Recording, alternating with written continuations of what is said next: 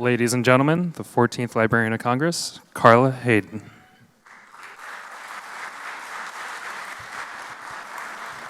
Good evening and welcome.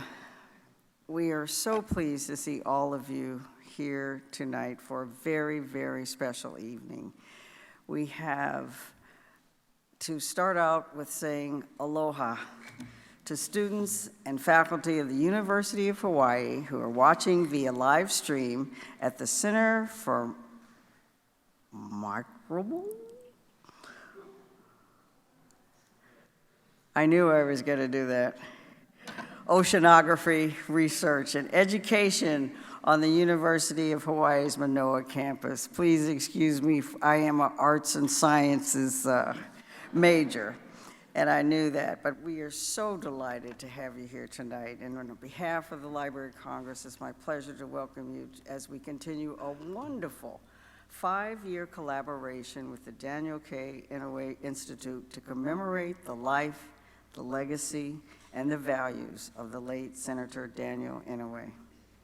As many of you know, he valued friendship before politics, country before political party, and honor above all else. He was a champion of freedom and fairness, and it is a privilege for us to celebrate his legacy this evening. This event is made possible by the generous donation from the Daniel K. Inouye Institute, and we are grateful, very grateful to have with us this evening the driving force behind his legacy, Mrs. Irene Inouye.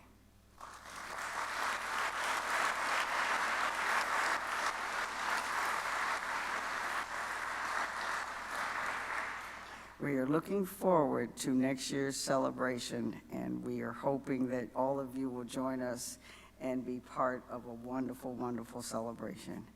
I'm now going to call upon the director of the John Kluge Center, Mr. John Haskell, who will introduce the lecture and the panelists.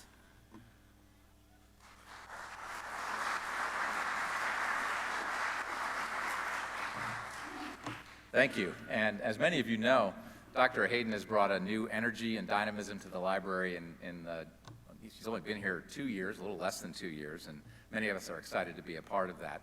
As for the Kluge Center itself, under Dr. Hayden, the center is recentered on its original mission, to be a bridge between scholarship on the one hand and policymakers and the interested public on the other. Tonight's event exemplifies that purpose. Senator Inouye was a larger-than-life figure here in Washington and in his home state of Hawaii. As a young man, after the ban was lifted on Japanese Americans serving their country, he enlisted in the Army and served in a unit of Japanese American soldiers who fought with extraordinary gallantry in Italy, France, and Germany. On October 21, 1945, in the war's final weeks in Europe, he was severely wounded. He had just taken out 2 German machine gun nests. He lost his right arm. He returned home with a Distinguished Service Cross, a Bronze Star Medal, 2 Purple Hearts, 12 other medals and citations, and, not incidentally, a commitment to bipartisanship that may have stemmed from the lifelong friendship he formed in an Army hospital with another wounded veteran, the future Republican senator, vice presidential candidate, and presidential candidate, Kansas's Bob Dole. After coming home and finishing law school, Mr. Inouye became Hawaii's first representative in 1959, which was the year Hawaii became a state. 3 years later, he was elected senator, part of a freshman class inspired by President Kennedy, which included President Kennedy's brother, Edward. Senator Inouye served for nearly a half a century in the Senate, leaving a rich legacy that includes the National Museum of the Native American, prominent service on the Senate Watergate Committee, as well as on the Iran-Contra Committee, and of course on the Senate Appropriations Committee, which he chaired in the last several years of his career. He was awarded the Congressional Medal of Honor in 2000 for his military service. After his death, he was posthumously awarded the Presidential Medal of Freedom, becoming the first senator to receive both of those awards. Tonight, the John W. Kluge Center at the library and the Daniel K. Inouye Institute present the 4th in a 5-year distinguished lecture series to commemorate Senator Inouye's commitment to bipartisanship, moral courage, public service, and civic engagement.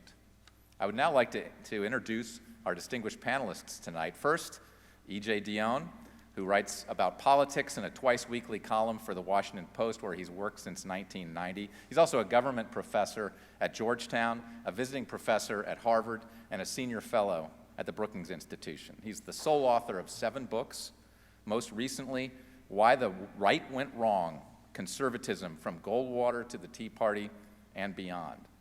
He made his name as a major political intellectual with the publication of Why Americans Hate Politics in 1991. It's not a new thing. Ross Douthat joined the New York Times as an op-ed columnist in April 2009. Previously, he had been senior editor at The Atlantic. He's the author of 4 books, including this year, To Change the Church, Pope Francis and the Future of Catholicism, as well as Grand New Party, How Republicans Can Win the Working Class and Save the American Dream. Our conversation will be moderated by Ann Compton, former ABC News White House correspondent. Ann joined ABC News in 1973. She covered 7 presidents. She's traveled around the globe and through all 50 states with the presidents, their vice presidents, as well as first ladies. We are delighted that she can be with us. After the conversation, we will allot some time for audience questions. That would be after some pre-recorded questions from students at the University of Hawaii campuses. Please join me in welcoming our distinguished panelists to the stage.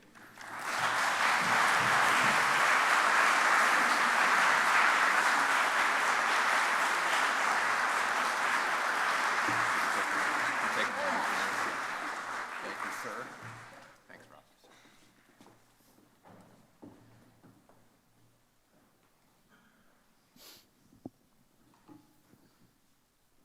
Good evening. Thank you. Aloha to the students who are watching and to all of you who have come tonight to talk about the American dream.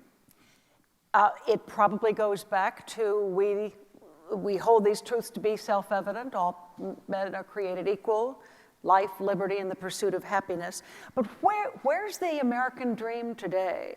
Can there be such a thing in a world as diverse and deeply divided as our times as these?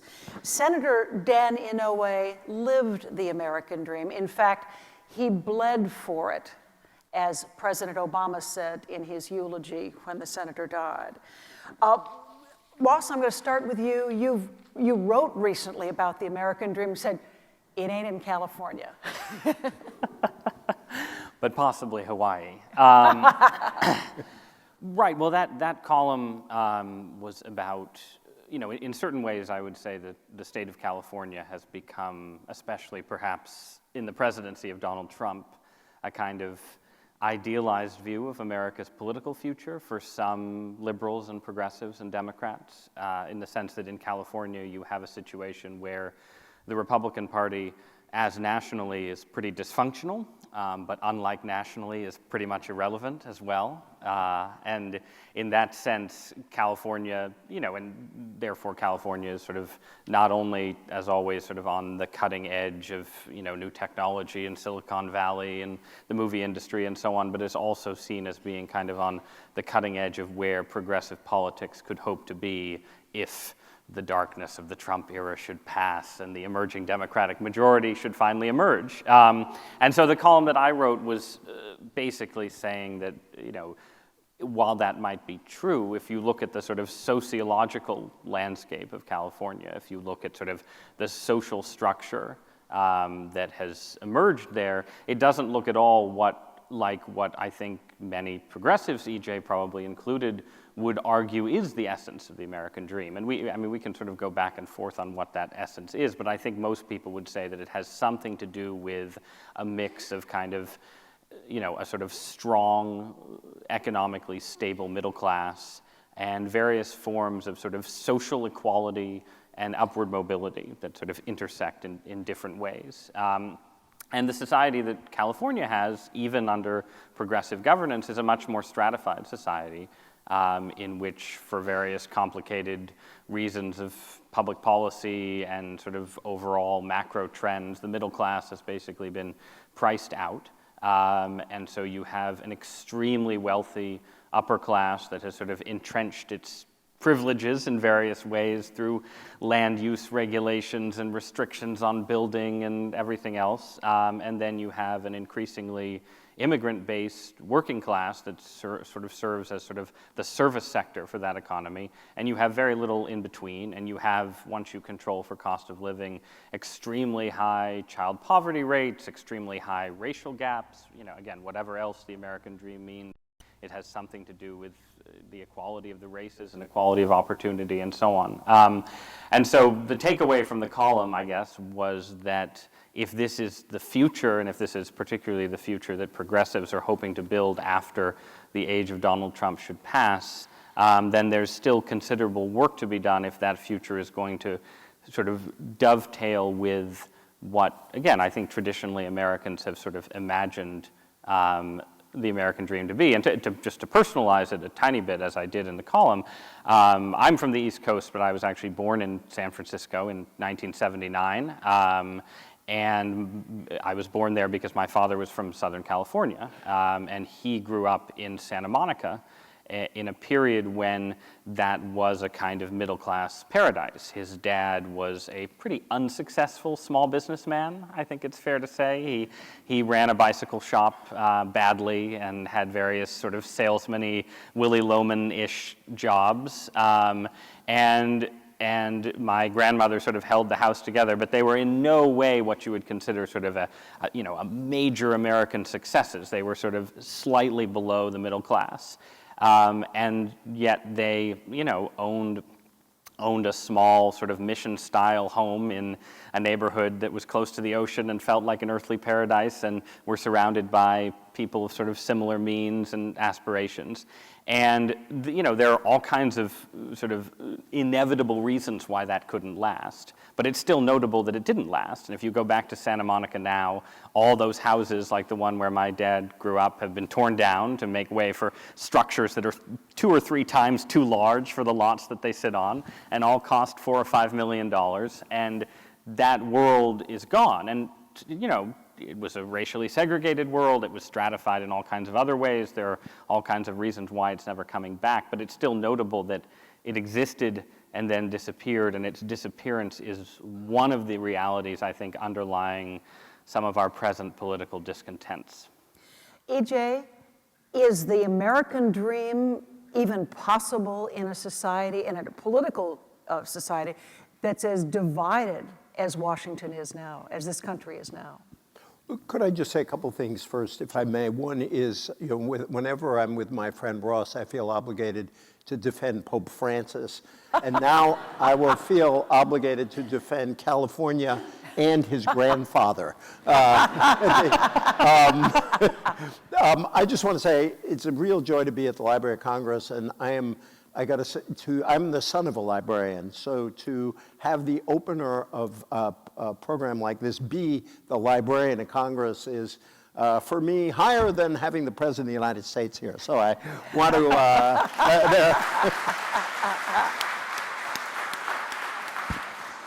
more true now than in some administrations. Yeah, I was going to say, perhaps. you can interpret that in many many different ways, and they're probably all true. But second, it's a real joy to be here as part of the Inouye program. This is my second Inouye event this year. And I got to do a talk in Hawaii and learn an enormous amount about Hawaii politics. It's great to start with a little knowledge. Your learning curve is awesome. And but I really realized that when I was thinking about the American dream, Dan Inouye is part of that, and that it's one of the ironies of our history that Japanese Americans and non-whites in general in Hawaii broke through partly because of their service in World War II.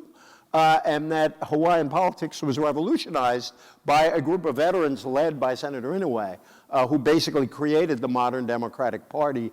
And so I just thank the folks associated with Senator Inouye for giving me this education. Last, I just want to say, I'm a huge fan of Ross despite our disagreements. I teach a class at Georgetown on media and politics, and years ago I realized you better start paying attention to this online thing in this media and politics class. And my first 2 guests were a 23-year-old blogger for The Atlantic called Ross Douthat. My first 2 blogger guests, my first 2 opening to that world. A 23-year-old blogger I called was Ross surely Douthat. 24. Must have been at least. And I believe I'll double check, and a 23-year-old blogger named Ezra Klein. Oh my and God. so I always tell my students that my class is way ahead of the mainstream media. And I've always been grateful to Ross for being there. I've thought a lot about this topic in the last few weeks, thinking about the event tonight. And the American dream is a really vexed idea. That it can be seen as a kind of romantic view of what opportunity is like in America, given the groups over our history who've been excluded from it. But the other side of it, and it may be most powerful, when it's used as a call upon us to make our country what it isn't yet, but ought to be. And two uses like that came to mind. One was, of course, Martin Luther King's "I Have a Dream" speech. And he was very explicit in saying it is a dream deeply rooted in the American dream. And as you suggested at the beginning, he too invoked the declaration, "I have a dream that one day this nation will rise up and live out the true meaning of its creed. We hold these truths to be self-evident that all men are created equal." But it can also be used as a critique. Many of you know probably Langston Hughes's most famous poem, "What happens to a dream deferred? Does it dry up like a raisin in the sun?" What I had forgotten is how that poem ends, which is, "What happens to a dream deferred?" The last line of the poem is, "Or does it explode?"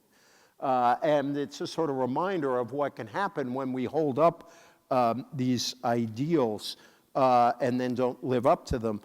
I was trying to figure out what is a definition of this, and I think one take is that hard work leads to success. That's one kind of definition of the American dream. The other is that the next generation will do better than the previous generation.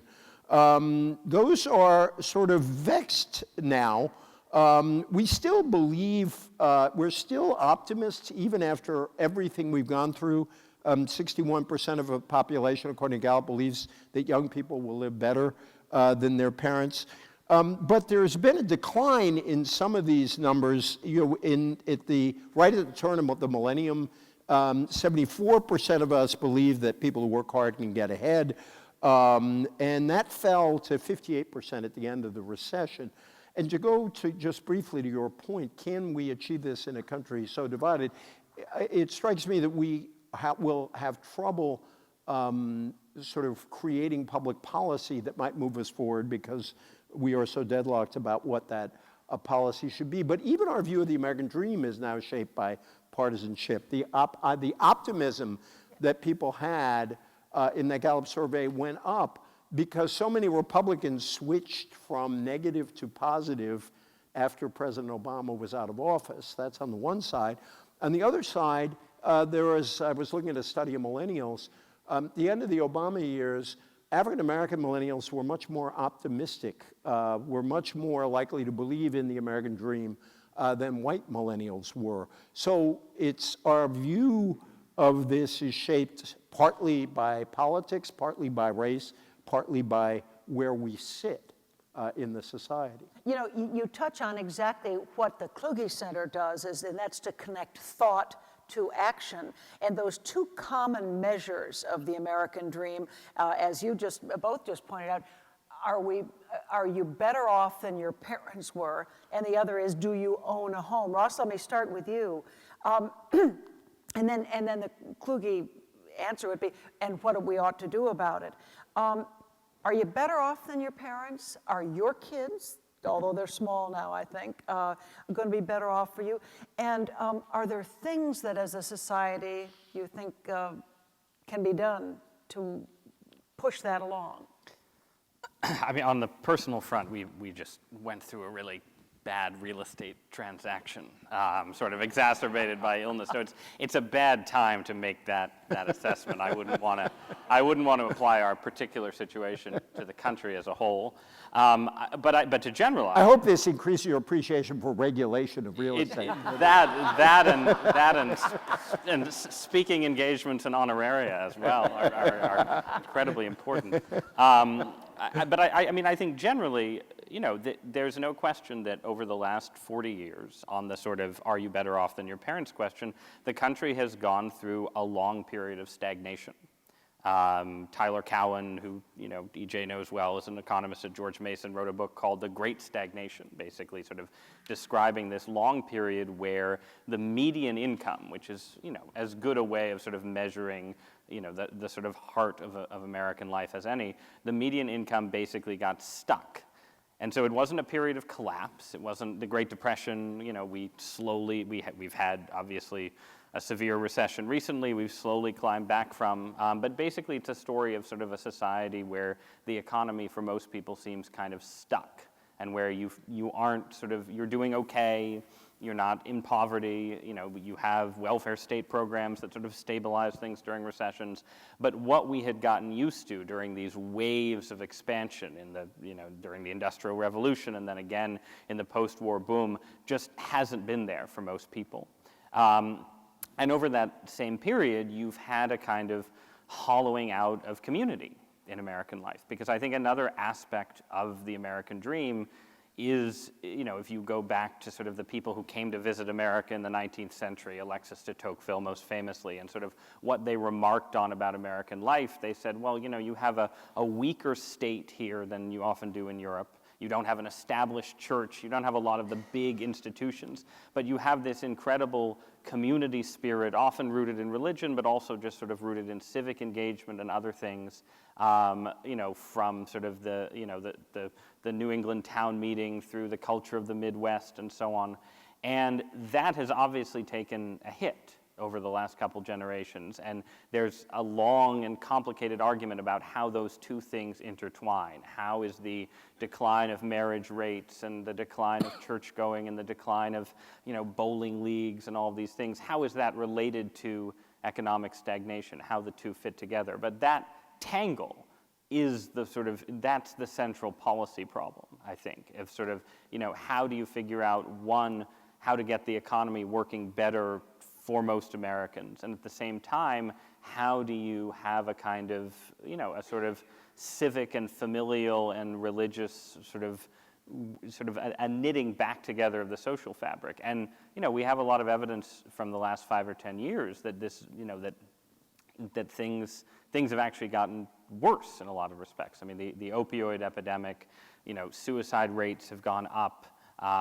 You have a decline in American life expectancy for the first time, and all that's sort of concentrated in particular parts of the country, and especially to EJ's point, it seems to be there's more sort of social anomie and despair among white Americans than among minorities. There's more pessimism among working class white America than there is among blacks and Hispanics.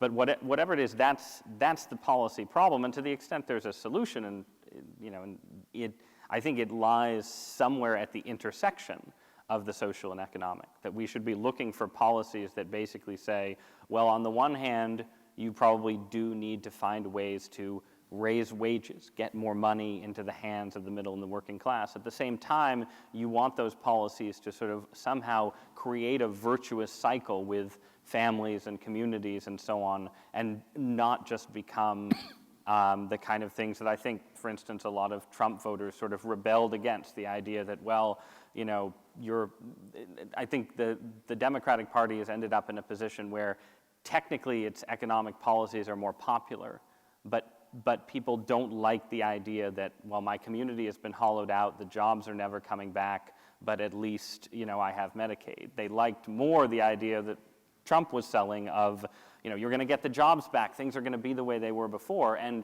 I don't think that was a completely honest sales pitch, but it spoke to a challenge that I think both parties haven't been able to meet, that combined idea of sort of solid jobs and solid civic life that's slipped away in big parts of the country.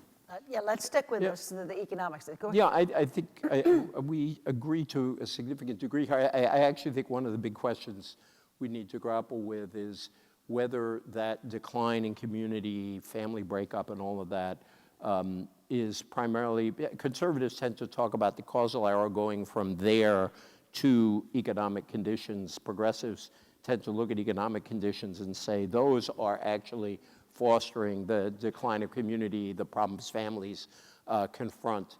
And in some different worlds, it would be nice to have a conversation where I would continue to argue the importance of the economic, but that progressives and conservatives could say, you have to care about the family and civic life, and you have to care about the economic base. But I think we've had a real crisis, I mean, measured by the numbers, in social mobility since, you can date it from 1973, you can date it from 1980, but opportunity does seem to be sticking more to people in the upper middle class and above. My colleague at the Brookings Institution, Richard Reeves, wrote a book called Dream Hoarders about the upper middle class, and that it's been easier for the, and that's not even counting the extremely privileged, this just is that broader top of the society, have been able to pass along their advantages more efficiently to their kids than earlier upper classes have been. And actually, I discovered Richard quoted something I said over lunch in the book, and thank God he's a friend, because he quoted something I kind of like to repeat instead of some damn fool thing I said over lunch, of which there were many.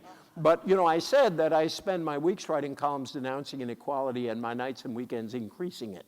You know, because as somebody who is effectively in the upper middle class, whatever class I'm in, somewhere up there, I have an opportunity to pass along benefits to my kids, you know, for no particular virtue of mine, just because I happen to be here. And I am going to do whatever I can to help my kids, as all of us will do. But those kind of, you know, the way in which those advantages kind of bundle together, we have less social mobility. Second thing is we have had a far less equally distributed income growth. That in the sort of great period from World War II through the mid-70s, 1980, each quintile tended to go up roughly equally. We had not only a great period of economic growth, but a great period of shared economic growth. Since then, it has not been shared at all, that the middle and bottom have stagnated, and a lot of the benefits have gone to the top, and especially to the very top. And what we're discovering, and this I think a question Americans have to be tough on ourselves about, is that, you know, in some ways, the American dream is now a sort of Scandinavian social democratic dream, which is to say that the societies that have less inequality tend to have more social mobility. And that my conservative friends always like to say, I'm not for equality of results, but I am for equality of opportunity. But what appears to be the case is if your class and incomes, your class system and your income distribution gets too far out of whack, you lose the capacity for mass upward mobility. So again, this probably reflects a difference in our political view, but I think we need somewhat more egalitarian public policies in order to produce the degree of mobility that the American dream suggests we ought to have. Both of you, and I'm turning to education now, both of you went to Harvard, and he wrote a whole book about it. Well, that's what I was going to say. He goes to Harvard and writes a book criticizing Harvard. He joins the Catholic Church and writes a book criticizing the Pope. Ross, it's been more than a decade since you wrote so lovingly of your Harvard years. It was a fond I want you critique. to boil the 300 pages down for 60 to 60 seconds for this audience. And my question is, decade later, any second thoughts about your alma mater? Oh no, I mean it's worse than it was. I mean no, there haven't been second thoughts. I mean EJ has sort of teed this up, I think, effectively. What EJ was talking about in the Richard Reeves Dream Hoarders phenomenon is, in a sort of more personalized way, part of what I was trying to get at in that book, which was called Privilege. And the argument was basically, sort of ripped off from smarter people, the late Christopher Lasch, among others, that the system of meritocracy does not in fact tend to be democratic, right? It tends to create a new aristocracy that becomes, in a different way, jealous of its privileges, that has sort of different forms of capital and so on, and SAT scores obviously matter much more than ancient pedigrees and so on, but that in practice it recapitulates many of the vices of older aristocracies and also develops certain vices of its own, like the belief that, well, because we're meritocrats, we deserve to rule, unlike those old aristocrats, and so we don't need to worry about noblesse oblige and things like that. So that was sort of it in a nutshell, that basically if you look around these schools that are there to sort of educate the elite, they are, in effect, perpetuating an elite that is itself sort of both increasingly segregated from the rest of American society. I mean, that's one of the interesting things about sort of the post-70s dynamic in American life, that you have, if you go back 40 or 50 years and you look at sort of the distribution of people with PhDs and JDs, these sort of advanced degrees, they're pretty evenly distributed around the country. You'll have clusters in each state, sort of local groups of academic elites and legal elites and so on. And then you flash forward to the present era, and they're much more concentrated in these sort of, the sort of major East Coast and West Coast urban centers, and then sort of college towns scattered around the country. So you have a much stronger segregation by education in the US than you had 40 or 50 years ago. And you have sort of fewer local elites that are sort of in touch with, Iowa or New Hampshire or whatever state they come from. And you have this national elite that's less in touch with the country than it would have been 40 or 50 years ago. And that's a dynamic that, the Ivy League schools and sort of the US News, I mean, it's also notable that the US News and World Report rankings, right? I mean, when you think about sort of what, the US News and World Report rankings never change. There's never, I mean, of course they change from year to year. Sometimes it's Harvard, sometimes it's Yale.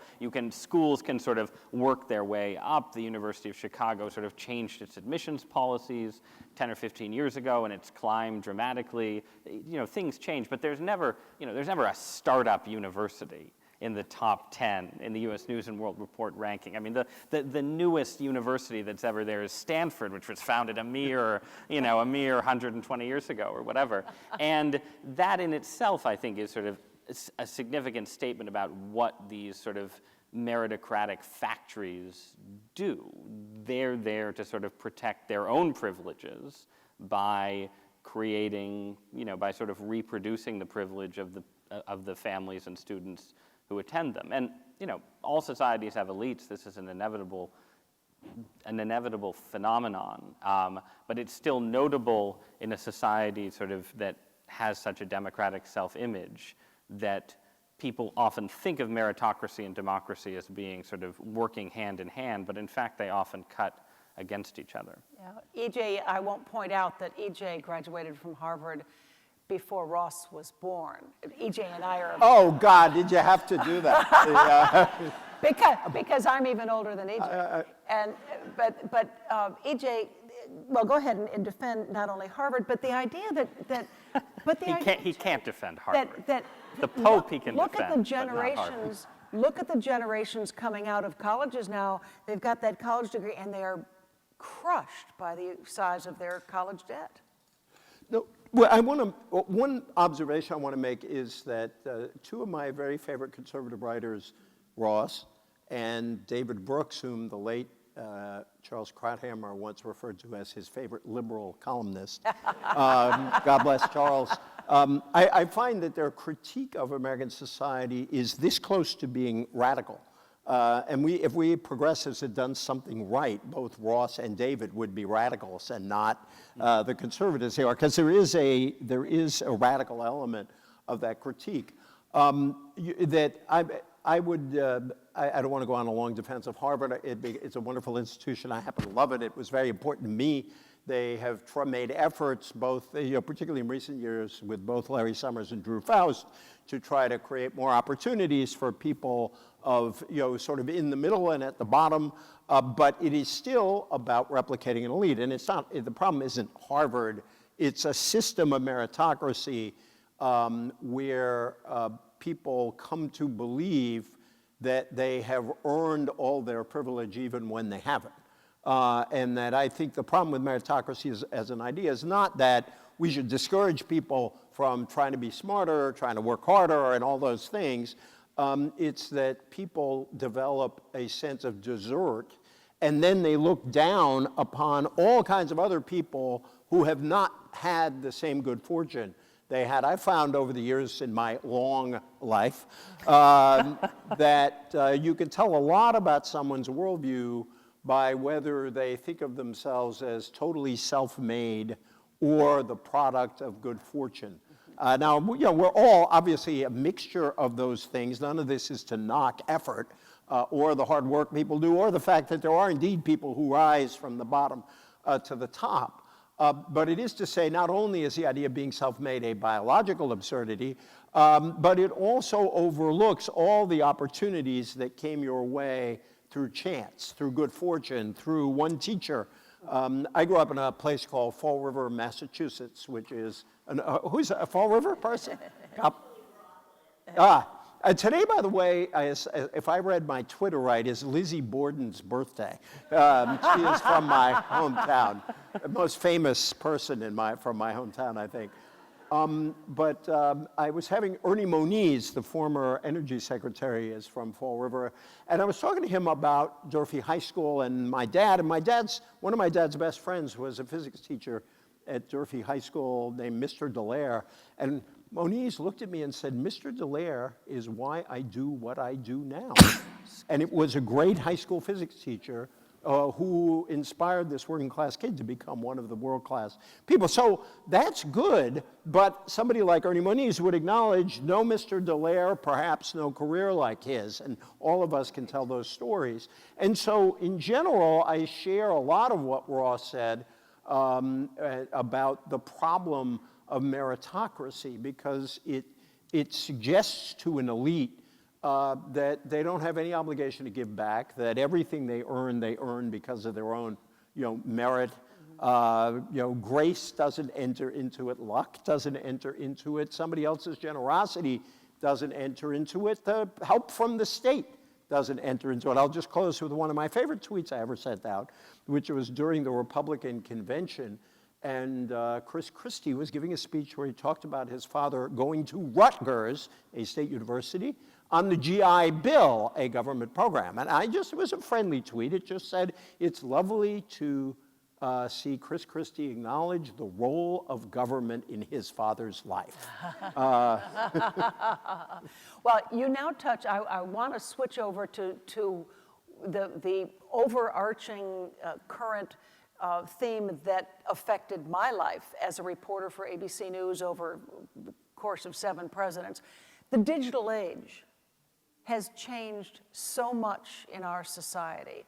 I look at not only how my kids communicate, what they read, how they communicate, but also how Americans sometimes withdraw from personal communications, how they rely on information that doesn't have the same kind of good bone structure of the reporting in the Washington Post, New York Times, ABC News, as it once was.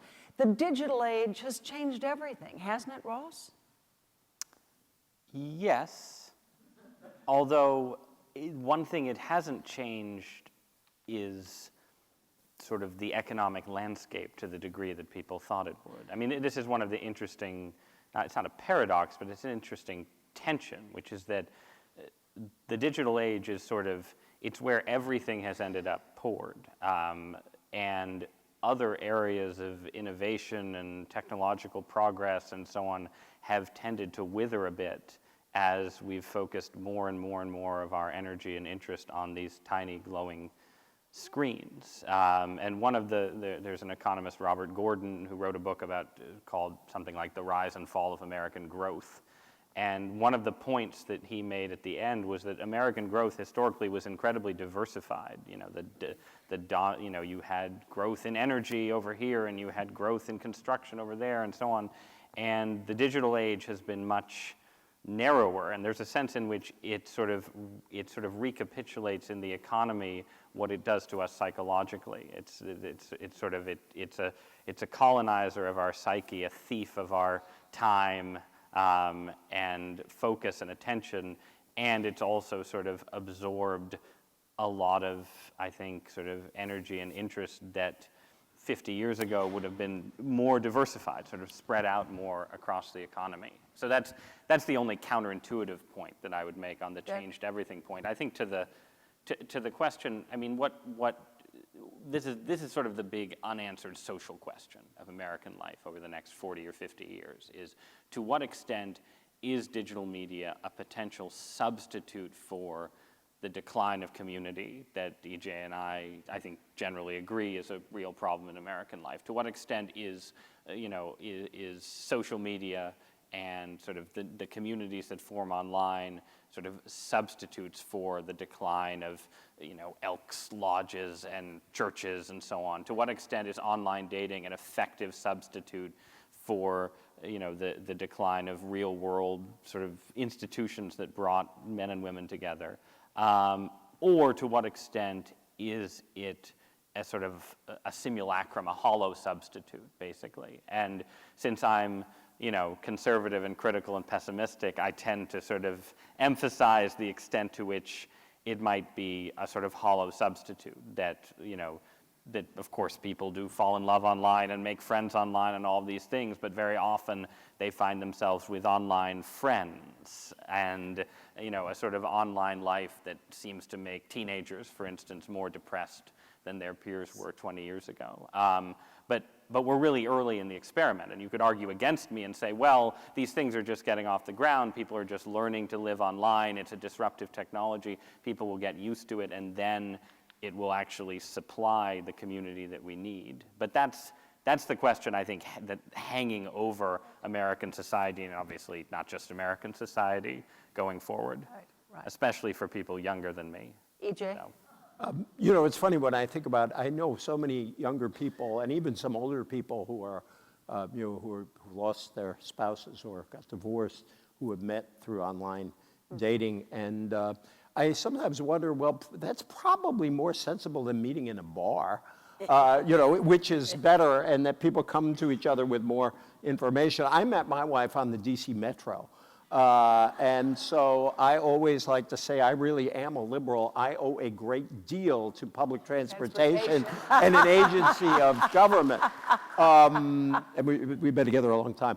I want to give in a way the conservative answer that I thought actually you were going to give, which is nothing about this technology changes human nature. I think one of the things Ross and I broadly agree on is that human nature is something given. You can alter the way people behave, and perhaps over time this affects the way our consciousness works, but it doesn't change that. And there's a lot of me that wants to fight the idea that technology alters us in all of these radical ways, and yet some of the change is undeniable. And so much of it is how we educate ourselves to use this media. So on the one hand, the parity is of people whose entire friend groups are sort of online. People don't talk to each other face to face. But the other side of that is online is often a way in which people organize themselves for actual social encounters to create opportunities for face-to-face engagement. Neighborhoods have used technology to try to bring people together. If you think back to the Obama campaign in 2008, which was very innovative, a lot of it began online but ended with a door knock, which is the most intimate kind of a real human connection being made. Where I do think it will, and I agree with Ross, I think I'm influenced by the same book, that we have to ask ourselves, has this technology yet changed our lives the way the invention of the light bulb or the automobile or the telephone did or not. And we could probably debate some of those things. Where I do worry is, will we be innovative enough as a society to replace all the jobs that are potentially lost? And while we've been talking about automation since the 50s and 60s, you sense that process of job destruction could be sped up. And the question is, will we be innovative enough to create work, or will the economy create work that will make up for that? I'm reminded of that great Walter Reuther story. I can't remember if it was Ford or GM. I'll say it was GM. And the GM guy has taken Walter Reuther, the head of the United Auto Workers Union, into a brand new plant with all these robots and machines making cars. And the GM guy says to Walter Reuther, these robots won't be paying UAW dues. And Reuther shot back, yeah, and they won't be buying GM cars either. And I think that is a kind of struggle we're going to have going forward. I want to ask one more question before we open this up to questions not only from the audience but from the students in Hawaii. It was suggested to me that one of the good ways to look forward here, especially since both of you have connections to and contact with younger people, younger students, journalists, and how are millennials rethinking their own view of the American dream? Let me start with you, EJ. Or do they think about it? Well, there is some evidence. I talked to political pollsters who have said that the American dream idea does not resonate with younger voters, with younger Americans, in the way that it does with older folks. Although this data on the difference between African Americans and Latinos on the one side and whites on the other suggests it's an even more complicated story. But I think there is I have 3 kids in their 20s, and I've taught, I've been teaching now for 15 years, and I've had really awesome students. And my sense from them, so I'm not going to make it any more than that, is that there is, for good reason, a slightly less optimism about their way forward. They feel like they have had difficulties thrown at them that were not thrown at someone my age.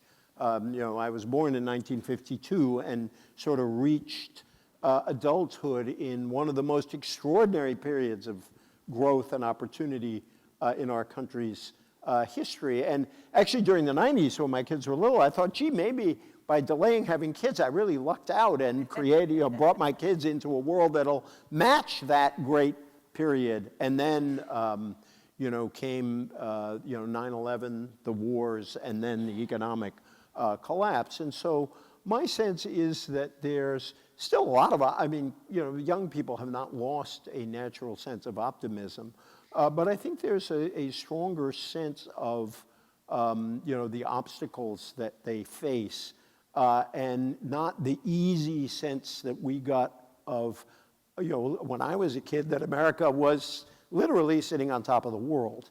Yeah. And you think of all that optimism and call to service in the Kennedy years, that this is something different.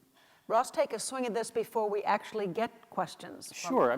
First, I think EJ is right. I think that if you think of the millennial generation as people who came of age after 2001, we've been talking about a 40 or 50-year stagnation, but really the worst of it, economically, even setting aside war and terrorism and everything else, has been the last 15 years.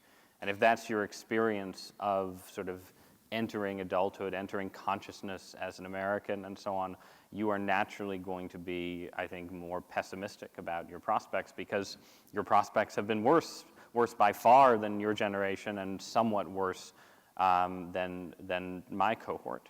Although 9/11 happened my senior year of college, so there was, there was a decline in the number of consulting jobs that my fellow meritocrats were able to take. That was our great tragedy. Thank you for laughing at the irony rather than taking me too seriously. But I would also say, I think that this to try and weave together the community and the internet questions a little bit. I mean, one of the striking things about millennials and whatever we're calling post-millennials is that in certain respects they are the best behaved generation in modern American history. If in terms of drug use, teen pregnancy, car accidents, all of, you know, the sort of laundry list of things that people worry about teenagers and early 20-somethings getting up to, this cohort is incredibly well behaved.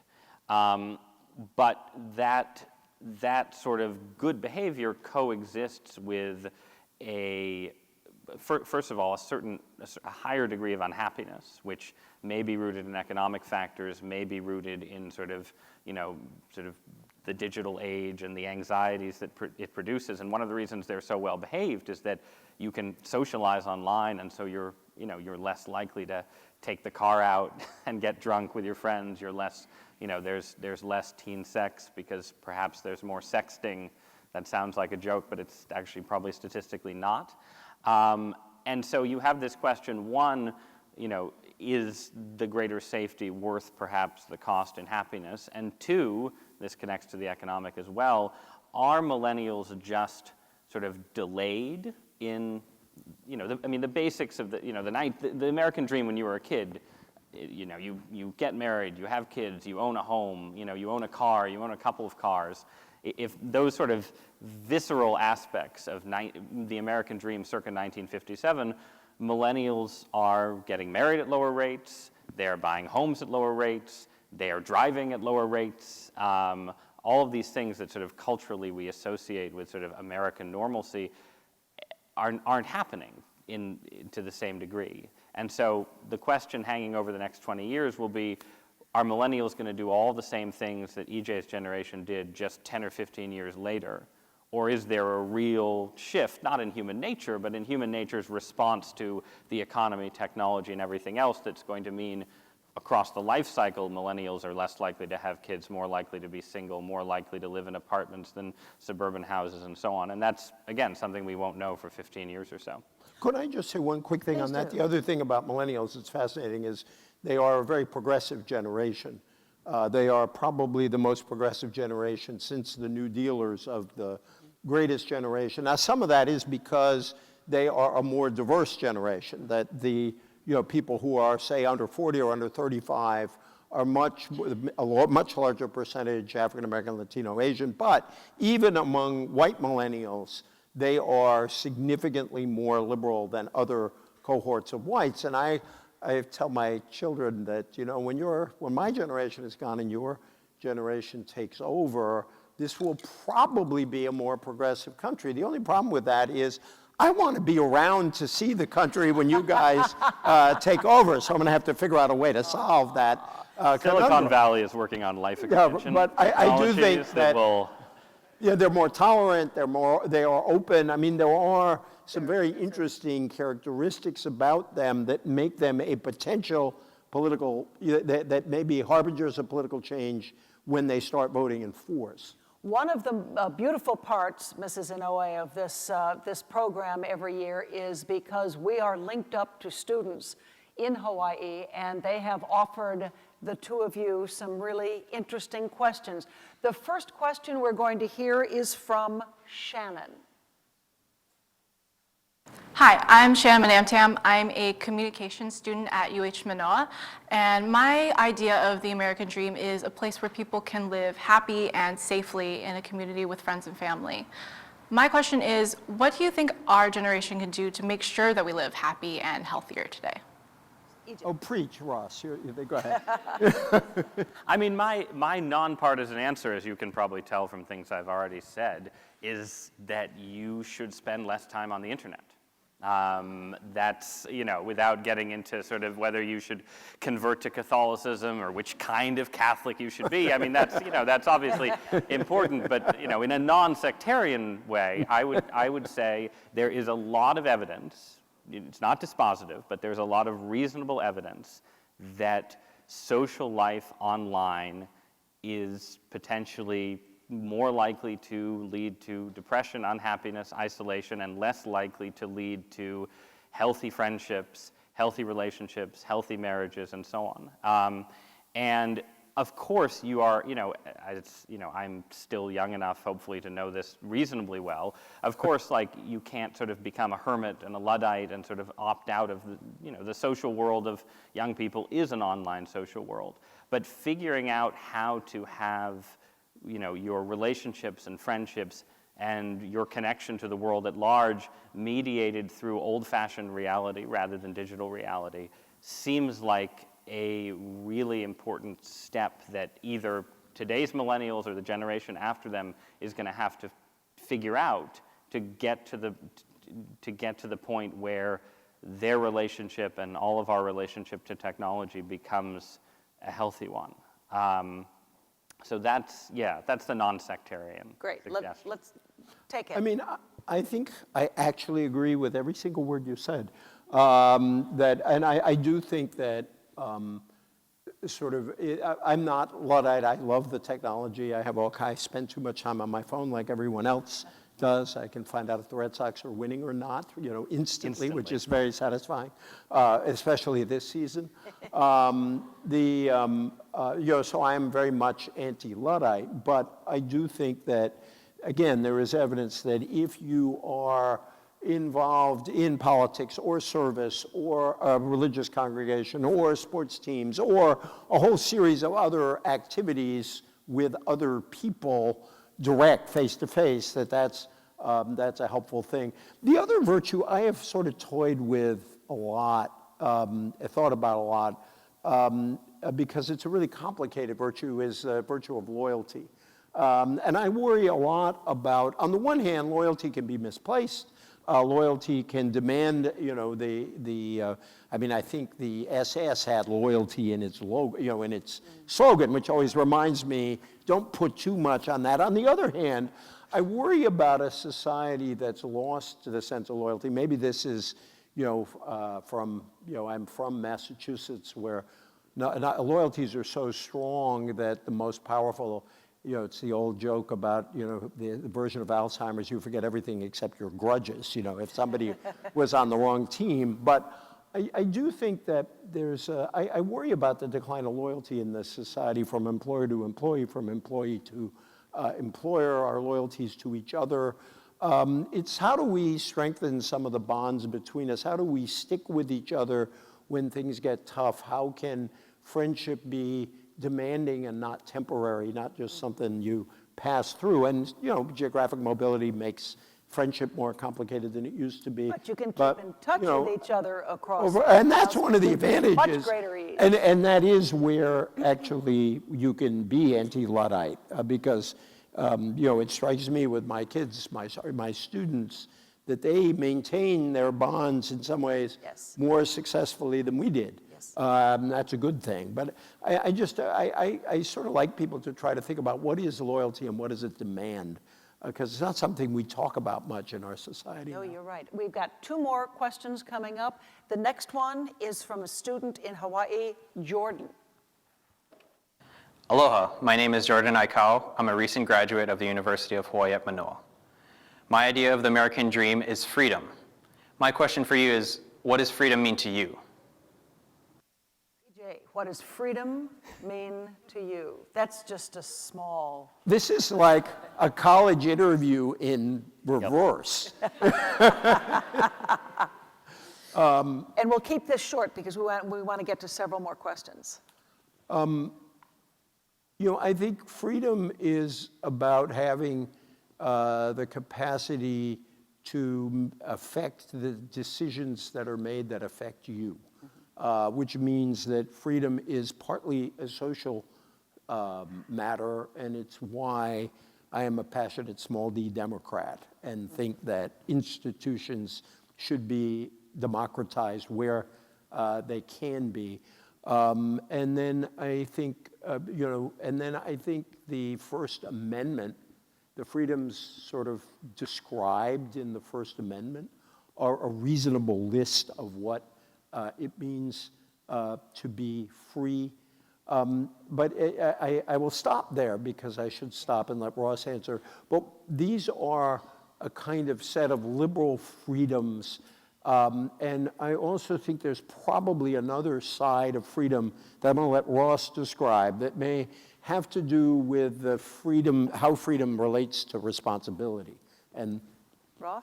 Well, you can't set up my answer like that each. hey, well, I had to. I'm the first. I had. If not the freedom to answer the question my own way. I want to control the conditions on this stage.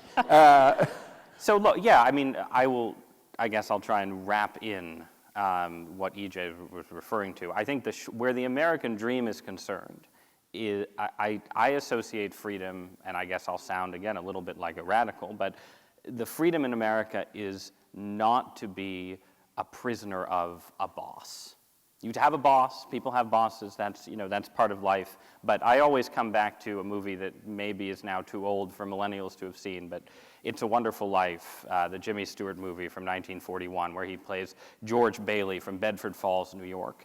And the whole idea behind George Bailey is, he's a businessman, he runs a building and loan, and he's trying to get people into their own homes. And there's Old Man Potter, right, who's like, the sort of plutocrat of the town who just wants people to rent from him in his slums.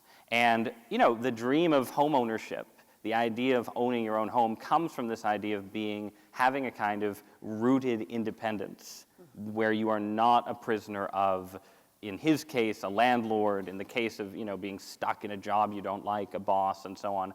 And that's, again, in the American context, I think that's the heart of economic freedom. It's the freedom to sort of make your own choices for your own family and have the resources, whether it's the money, the car to drive and, light out for the territories. All of these sort of icons of American life are connected to that version of freedom.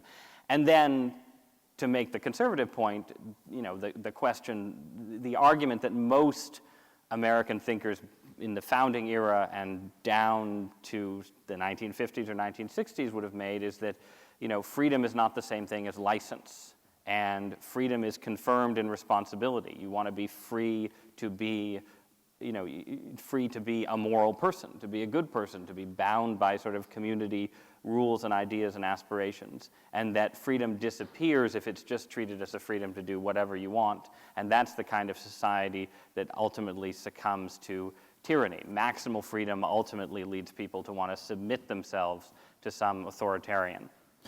Every time a bell rings, an angel gets its wings, and I just loved what Ross just said. I once wrote a column on It's a Wonderful Life as kind of embodying the New Deal ethic. And I think what's intriguing is in that movie is that moment when George discovers what the world would be like without him and Bedford Falls becomes Pottersville.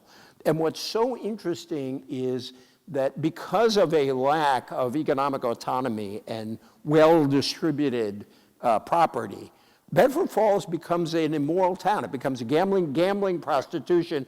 And to me, one of the things I love about that movie is how it links the need for economic justice to the creation of personal virtue. And anyway, it's my wife, we have hanging, and It's a Wonderful Life poster that my wife gave me one Christmas because I love that movie. But it is an economic freedom. It's an economic opportunity that is rooted in ownership rather than dependence, which is the sort of, but a particular kind of capitalism. Right, yes. But a social capitalism, a Christian democratized or social democratized capitalism. Right. One more question coming from Nicole in Hawaii. Aloha. One. Aloha, my name is Nicole Tam, and I'm a student at the University of Hawaii at Manoa studying journalism and Chinese.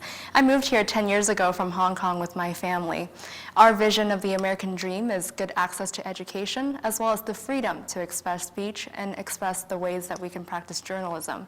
My question to you is, do you think we'll have the same access to the freedom of speech and journalism the way we have today, despite immigration policies that's in place right now? Immigration policies in place right now, and whether the future of freedom of the press will be there. Well, I sort of have two thoughts on this that are kind of in tension. One is I am genuinely alarmed, as I think Ross is, by the current administration, its attitudes toward the media, It's constant attacks. The media as the enemy of the people. That term the president uses is a term that Khrushchev, of all people, banned in Russia because it had sort of memories of Stalinism. And I do worry about, obviously, what's happened to the kids of parents who are trying to cross the border. I'm not sure I fully get the link between the two, except that and that we've gone through periods of restrictionism in immigration and more open borders, and we've kind of gotten through those periods. And I tend to think Americans are ultimately pragmatic on this question, and they open up the borders again when they sort of feel that it's in the interest of the country. But I do worry about a general attitude that's coming from the government that is authoritarian and sort of a strongman, if you will, view of the world that is very disconcerting. Having said all that, I think that one of the great things about the U.S. is that we are really good at correcting our mistakes. That Churchill line that everybody loves, Americans always do the right thing after first exhausting all of the other possibilities. And we're doing one hell of a job of exhausting all the other possibilities. Let me get Ross in here, and then we're going to open up with microphones in the aisles for you. Yeah, I mean, it's a weird, the freedom of the press issue is a weird one, because on the one hand, it is extremely unusual to have the President of the United States, tweeting attacks on fake news and, institutions, including my employer and so on. At the same time, the actual view from inside the New York Times, and I think probably from inside the Jeff Bezos-owned Washington Post as well, is that in practical terms, this is the Trump era has been better for journalism, maybe worse for everybody else, but better for journalism than the 5 or 10 years before it. I mean, the big threat to the press in America over the last 10 to 15 years, not to bring everything back to the evils of the internet, but has been the internet's effect on the media's business model. And the fascination and obsession with Trump and the Trump administration and so on has been a kind of economic boon in many ways to the press. And at the same time, whatever Trump himself may want to do, his administration is not at all in a position to, I think, clamp down effectively on the media in the way that you see in genuinely authoritarian countries. So I'm of two minds. It's obviously a bad thing that to have a president sort of delegitimizing the media. At the same time, there's a kind of weird kabuki theater to the whole thing, where it's Trump attacks the New York Times, and New York Times subscriptions soar, and the next day Trump is on the phone to one of my colleagues, talking to them, because he does that all the time, and so it's sort of hard to get an overall read on the situation. Could I just quickly? Real quickly. I didn't say anything about immigration, but. Yeah, no, I think that Trump has, the interest in Trump, the worry about Trump has been very good for a certain number of national elite organizations that basically, like the Post and the Times and others who are in a position to have a national audience. I still worry very much about what's happening to journalism at the local level, where the economic model, right. Where you still have great reporters trying to do everything they can, but the number of people covering state and local government, and these papers don't have the capacity to build big national And audiences. that is not in the last 2 years. That's a long problem. It is your turn now, and we will try to make our answers short to get in as many questions as possible. Please raise your hand, and we'll have a microphone come to you. There's one right in the center here about... The vital center. You couldn't be more in the middle. Yes. Yes. Here's a microphone coming to you from your left. That's just the geographic left. Is it working? Yeah? Hello, thank you. Is it working? We hear you. We can hear you. Okay, great. I'm Catherine Donato. I'm a professor at Georgetown in the School of Foreign Service. I'm going to push you guys, both of you, on the immigration issue, because on the one hand, A lot of what you said is really interesting, fascinating. I agree on many points. But I find your description of the millennials and the young people a little bit weak, in part because, as one of you said, or both of you may have said, this upcoming generation, not just the millennials, but the post-millennials, are more diverse, and certainly more foreign-born, but children of foreign-born especially. So I really would like to hear a bit more about the American dream, freedom, and immigration. Okay, run back through a point or two. And do we have another microphone out there? And another person? Great. Well, I mean, so I'll try and make 2 quick points. The first is to try and connect this all the way back to the very first question, which is that one of the questions for America going forward is, does society end up in this dynamic that you do see more in California than in other parts of the country, where you have a combination of ethnic and generational stratification? And this is part of what drives the Trump phenomenon and support for Trump on the right, but it exists in extremely liberal states as well, where the combination of declining birth rates and large-scale immigration over the last 30 years have created exactly the phenomenon you describe. You have a younger generation that is much more diverse, much more likely to include ethnic minorities and so on than was the case 40 or 50 years ago, coexisting with an older generation that is sort of richer and whiter and obviously older. And that is, at the moment, a source of, it's a big source of our political tension, that you have sort of these three, you talk about we talk a lot about class stratification, we talk a lot about racial stratification. Having that kind of sort of ethnic divide between the generations tends, I think, to exacerbate class. When you have generational divisions sort of mirroring class and racial divisions, it exacerbates polarization and tension and so on. And so a huge challenge for America going forward is, and we haven't dug that deep into policy, but it is to figure out how to take a younger working class that's increasingly racially diverse and sort of advance their socioeconomic interests in a period where there is this sort of intergenerational alienation driven in part by race and immigration. That's just sort of a macro level analysis. I'm not providing any solutions.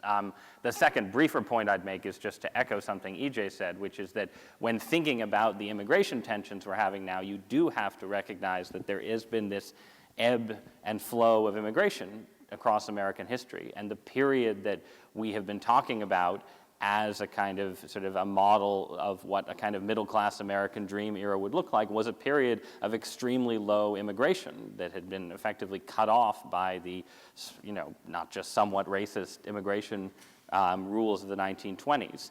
And so again, one of the, I've been what I would describe as sort of a moderate immigration restrictionist over the last 10 years.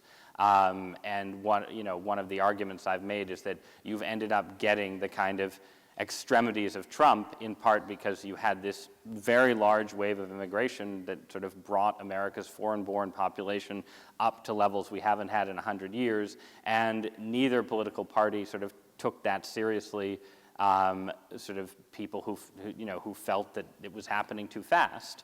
And if you can't take those concerns seriously, you end up empowering more demagogic alternatives. I think the optimistic case is that, you actually have, like if you look at illegal immigration, it's actually down over the last 10 or 15 years, and in part, sort of some of the Trump phenomenon is a reaction to a trend that has already crested. It's sort of a delayed reaction to much larger scale immigration, especially illegal immigration in the early 2000s, and as sort of the culture internalizes the fact that the great wave of Mexican immigration to the U.S. is probably over, you'll have a lowering of tensions around that issue that will lead to better policies and fewer disasters like the child separation policy. But anyway. I'm going to do one more quick question up here. Sorry. that was. I'm going to sneak an answer to your question into the next Sorry, one. Good. That's good. I've been asked to move on. Hello? Yes. Yeah. So going off of that theme of increasing fractionalization, you alluded earlier to the idea of increasing segregation among other lines, particularly among educational lines, especially thinking about the recent election and how the political divide is less so between red states and blue states, more between blue cities and the red rural areas. I'm wondering if, given the centrality of that idea to the American dream, the idea of a society where the civic nationalism is based in interaction between people of different educational, demographic, immigration, and other backgrounds, what policies specifically do you think could be undertaken to minimize that segregation and particularly to have more integration among educational and other demographic lines? EJ. That is a question that I think is central to the future and that I don't think we have good policy answers to yet, because we clearly have a situation in the country where certain regions are people magnets, job magnets, investment magnets. It's a figure something like 85% of the venture capital goes to 3 states. And this is not, as you pointed out correctly, simply red states, blue states. If you compare downstate Illinois to Metro Chicago, upstate New York to Metro New York City, or in my state, the mill towns like the one I grew up in, or Lowell or Lawrence or Fitchburg versus Greater Boston, and you saw this economic disparity by region reflected in voting patterns. This is a huge problem, and economists tend not to like regionally based economic proposals to try to lift up one region because they see it as inefficient. I've heard our economists argue what you tend to do is to benefit already privileged people in those areas and that the benefits don't spread. But I think there are ways of pursuing, I think we do need to pursue policies that are place-based, and ironically, place-based policies would help 2 very different kinds of people on opposite sides of the divide. On the one side, inner cities who've been hammered by deindustrialization, and on the other hand, smaller towns and more rural areas and factory towns that have been hollowed out like mine. And I think we just have to find ways of doing that. And I also think we have to find ways of making so-called bad jobs better. There was nothing that said that working in a steel mill or an auto mill was a good job, except unions came along and people got paid a good wage, began to develop benefits, and we got to figure out how to do that again for jobs in the service sector. The best thing that the Trump administration has done in this regard is to tax Harvard. And I'm not really kidding. I think that there is a case for a Boy, he's bitter. Kind of left. I'm not bitter. I've done very well with my Harvard degree, EJ. Here I am on stage with you. I think there's room for a kind of experimentation that again could cross left-right lines. I think there's a better version of Donald Trump that, when Amazon announced that it was going to go on the hunt for a new corporate headquarters, that better version of Trump would, instead of ranting against Bezos on Twitter, would have gotten on the phone with Bezos and said, look, I'm the president of the United States, I've got a lot of power, I want to use my soft power to prevail upon you to consider going to St. Louis rather than greater Washington, D.C. And, as EJ says, that's the kind of thing that economists hate, and it obviously sort of smacks a little bit of authoritarianism, and you could imagine it going in disastrous directions. But I'm open to the idea that there are ways that the federal government can sort of use soft persuasive power around sort of corporate leadership, and also, tweak and change tax policies and do a bunch of different things that could treat some of these agglomerations of social and economic capital as sort of monopolies unto themselves. The Acela Corridor is a kind of monopoly in its own right. And if the federal government suddenly announced that it was going to move a bunch of agencies out to other parts of the country, that would be a small way of sort of starting to break up that kind of cluster, and I don't think it would be a bad thing. Mrs. Inouye, we're going to close with one last question from Hawaii. The question comes from a student named Harrison. Hi, my name is Harrison Patino, and I'm a journalism student at the University of Hawaii at Manoa. My version of the American dream is doing what you love and being able to provide for those who love you. My question is, if we do what we love, but we can't provide for those who love us, then how do we as a society move towards a place where that can happen? That man should be a columnist. That was either that or a preacher. That was a beautiful thing. It is, and that's why we wanted to end with it. So each of you use this as kind of your closing argument for tonight. I mean, I'll seek common ground and say that the public policies we should seek should be policies that seek a little more economic equality than we have right now, but that seek it through by targeting precisely the areas that the questioner is talking about, basically saying we're going to provide a little more support for work and a little more support for family.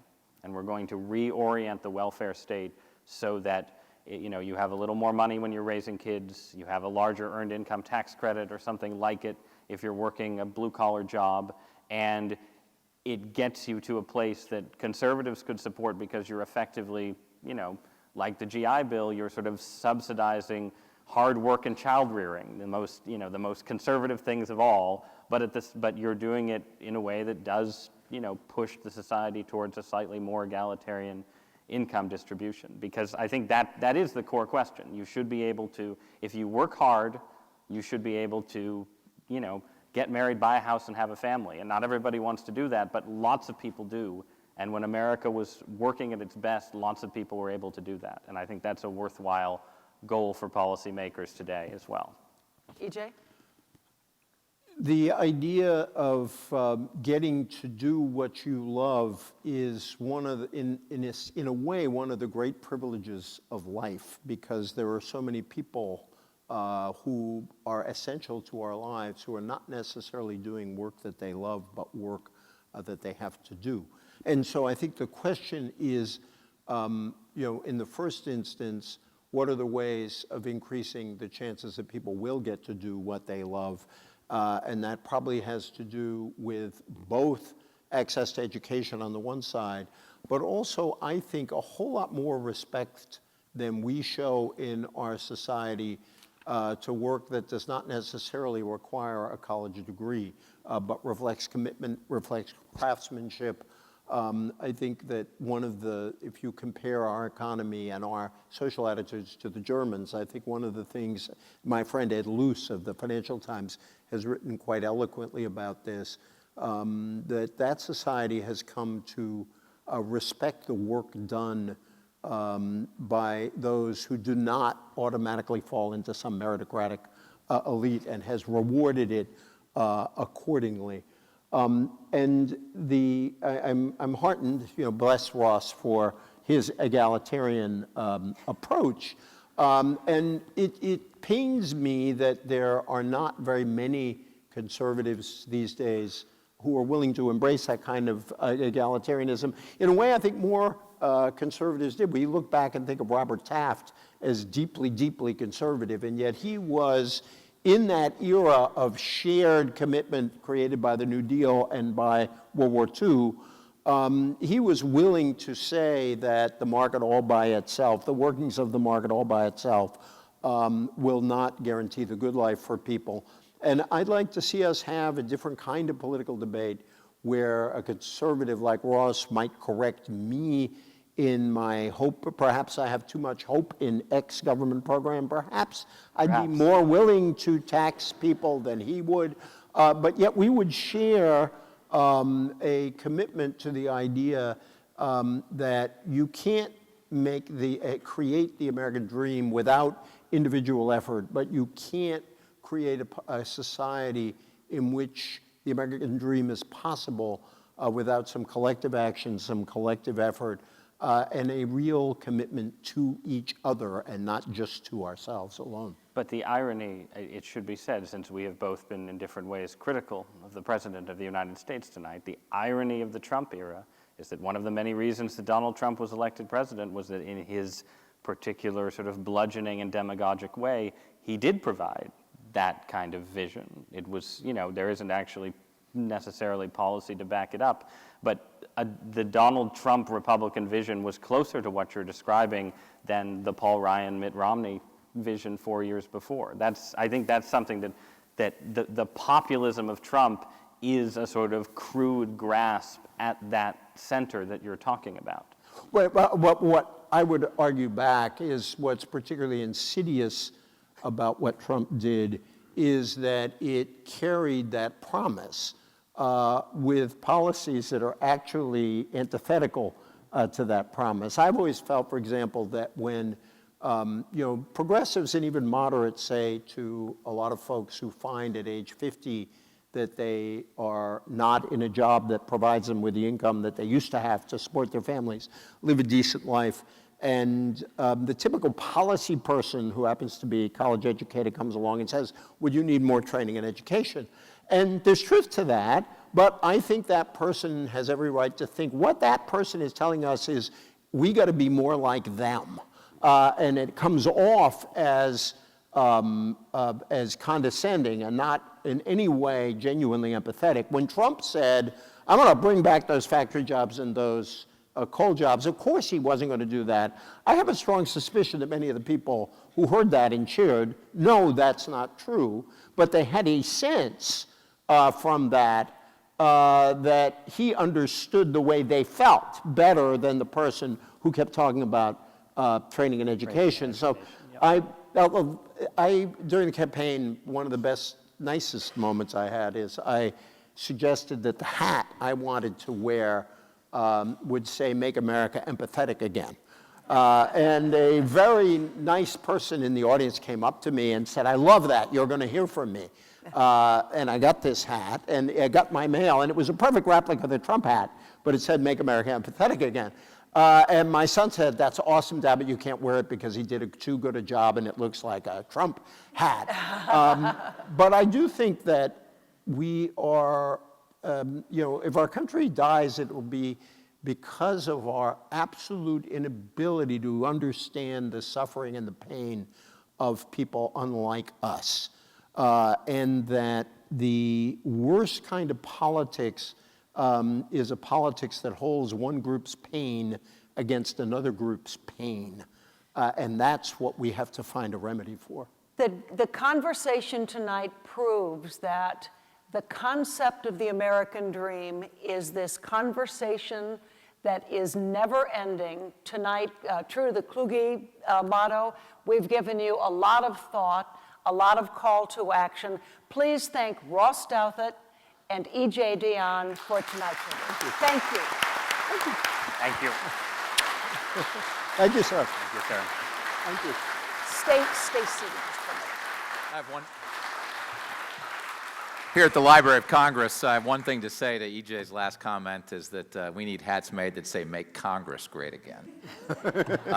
But thank you for coming. That's the most important thing is the audience. So we really appreciate your attendance here. And we have another partnership with the Inouye Foundation that we will have a program next year. Stay tuned for that. We have a revamped website at the Kluge Center so you can keep track of what we're up to and future events. Thank you again. Thank you all again. Thank you.